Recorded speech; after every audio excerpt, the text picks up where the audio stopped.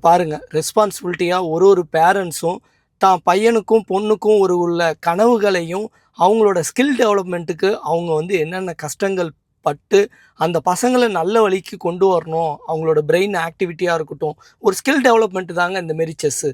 செஸ்ல என்னப்பா பெனிஃபிட் இருக்கு அப்படின்னு நெறைய பேர் யோசிப்பீங்க.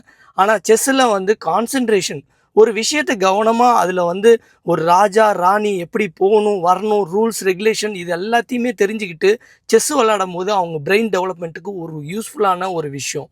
அவங்களோட டிசிஷன் மேக்கரை ஒரு செஸ் மூலமா, ஒரு விளையாட்டு மூலமா அவங்க ஒரு பொறுமையை அவங்களால கையாள முடியும். அப்பதான் அவங்களால எந்த ஒரு டிசிஷன் மேக்கர் எடுக்கிறதுக்கு முன்னாடி பல விஷயங்கள அவங்க சிந்திக்கிற அறிவை இந்த செஸ்ஸுங்கிறது ஒரு விஷயம் குடுக்குது.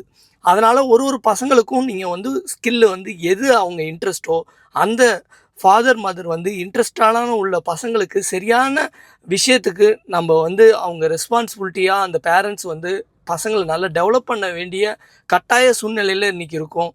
ஏன்னா பசங்களுக்கு படிப்பறிவு மட்டும் ஒரு பையனை உயர்த்திடாது. அவங்களோட ஸ்கில் டெவலப்மெண்ட்டு இருந்தா மட்டும் தான் அந்த படிப்பறிவையும் அவங்களால பொறுமையா கையாளக்கூடிய முடியும். அதோட மெமரி பவரையும் இன்க்ரீஸ் பண்றதுக்கு இந்த ஸ்கில் டெவலப்மெண்ட் ரொம்ப சப்போர்ட்டா இருக்கு. ஓகே மக்களே, இந்த மாரி உங்க பசங்க எதுல இன்ட்ரெஸ்ட்டோ அத கண்டிப்பா கண்டுபிடிங்க. கண்டிப்பா அது நீங்க சக்சஸா கொண்டு போற அளவுக்கு நாளைக்கு இங்கேருந்து ஒரு வேர்ல்டு சாம்பியன்ஷிப் கத்தார்லேருந்து ஒரு பையன் உருவாகணுங்கிறது தான் என்னோட ஆசை.